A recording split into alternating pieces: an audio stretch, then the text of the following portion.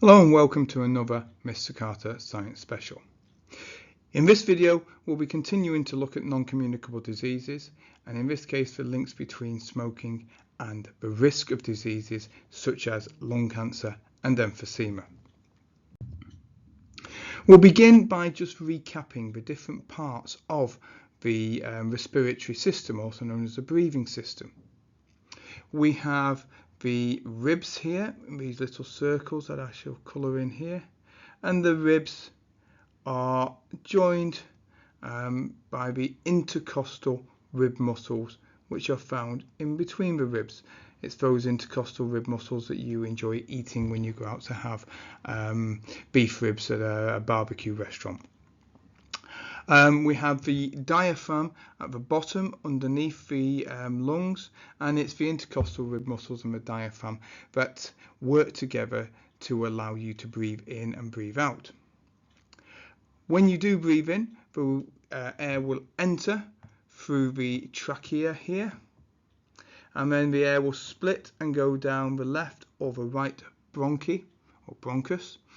And then that bronchus will split and become smaller and smaller and go into the bronchioles before ending at the tiny little air sacs.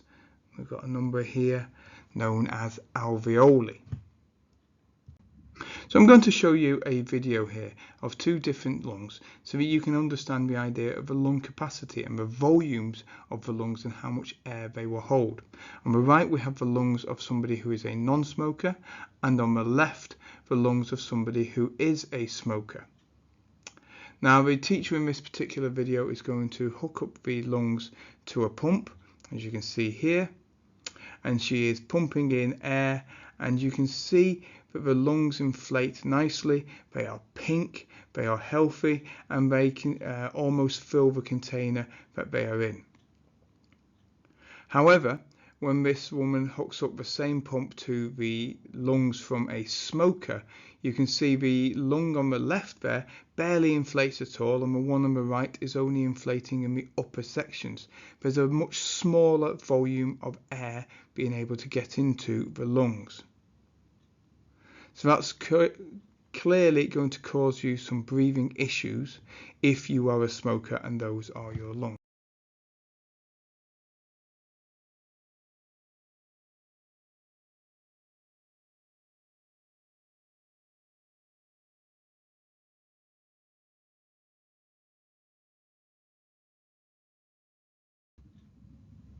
So as many of you live in different parts of the world, it's worth reminding you that smoking is not just cigarette smoke, although that is one of the most common forms of smoking around the world. In other areas of the world, somebody may well smoke shisha, they may well smoke the pipe, but ultimately all of these people are setting fire to tobacco and inhaling the fumes of that burning tobacco into their lungs.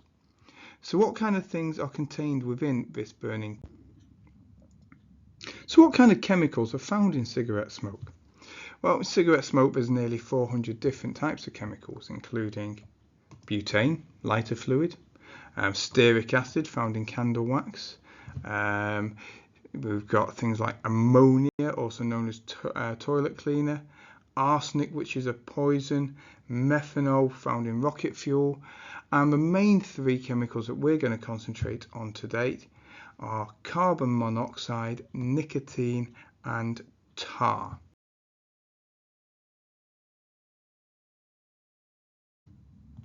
So what is nicotine?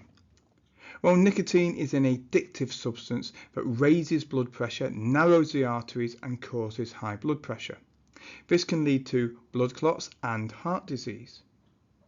Carbon monoxide, which you can see here, is just one atom of carbon joined to one atom of oxygen, and this is a poisonous gas which will bond with hemoglobin in red blood cells, forming carboxyhemoglobin, making them incapable of transporting oxygen around the body. So there's less oxygen available in the body for respiration, and this will cause smokers to become breathless and tired more easily. Now if we look at this graph, we can see that there is an alarming piece of information that comes out of your smoking status. In this case, we're measuring how many cigarettes per day a smoker, or a non-smoker indeed, smokes, and we are looking at the percentage of mothers who have a stillbirth.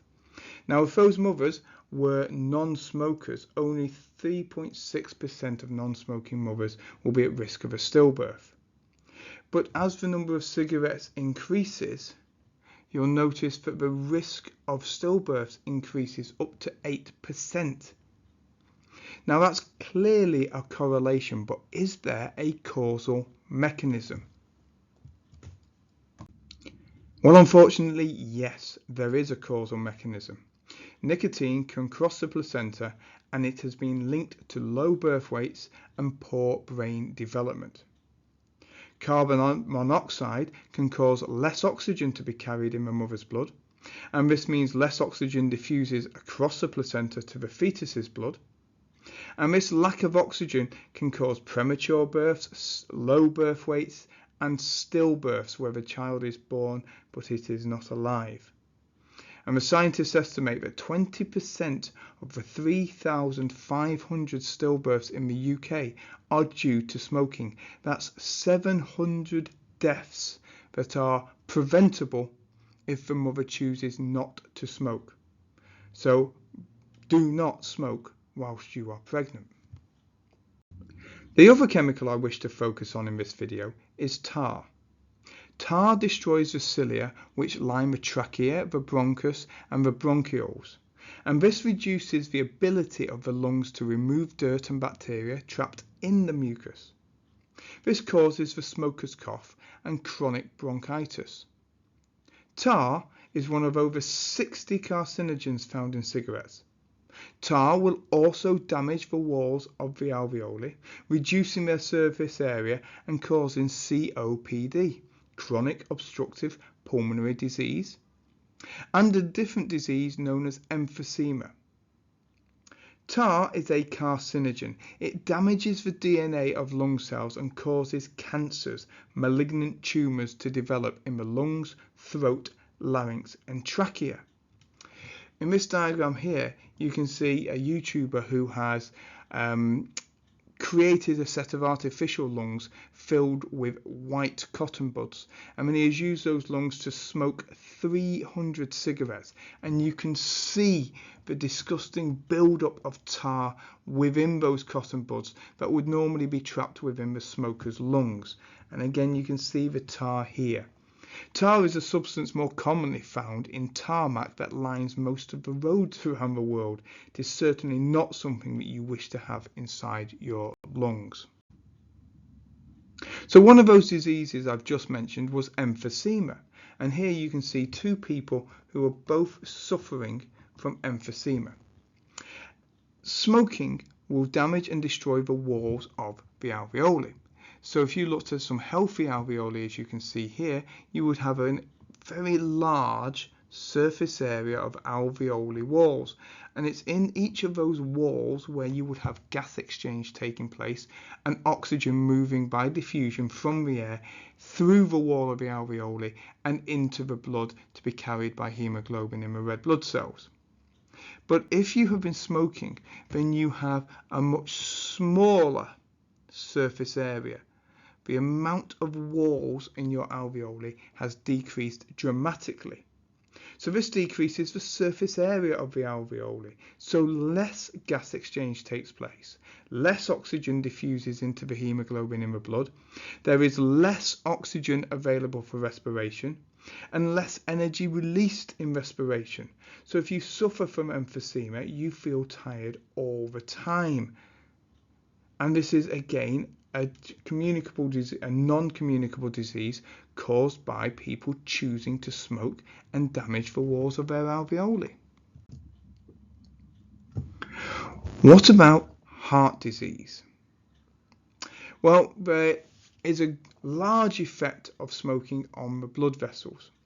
The blood vessels transport chemicals around the body, including harmful substances from cigarette smoke, and this can damage the blood vessels, it can narrow the blood vessels, and it can increase the risk of blood clots forming and so causing cardiovascular disease.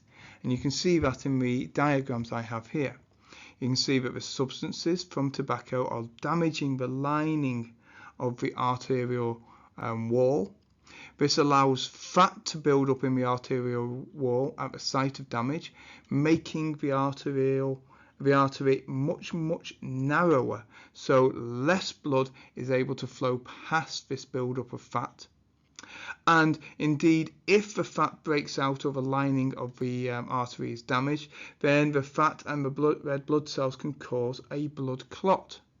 Now, this blood clot may break off and block an artery in another part of the body, causing a heart attack or a stroke, or it may remain in place, damaging the organs that blood is flowing towards. So let's have a little think about an exam question using these diagrams. Explain how smoking can cause cardiovascular disease and heart attack. A 6-mark question. Well, you would start by saying that chemicals in cigarette smoke are breathed into the lungs and absorbed into the blood. The chemicals damage the wall of the blood vessels and fat builds up in the damaged blood vessel lining. The blood vessel gets narrower and a blood clot may form. Less blood and oxygen can flow past the blood clot and cells and tissues will die. If a blood clot forms in the coronary artery, oxygen will not reach the heart muscle cells and those cells will die, and this is known as a heart attack. Thank you very much for watching this video on non-communicable diseases. I hope you've enjoyed the content. If you have, please comment below, let me know what you've learnt. Don't forget to like and subscribe. Thank you very much for your time.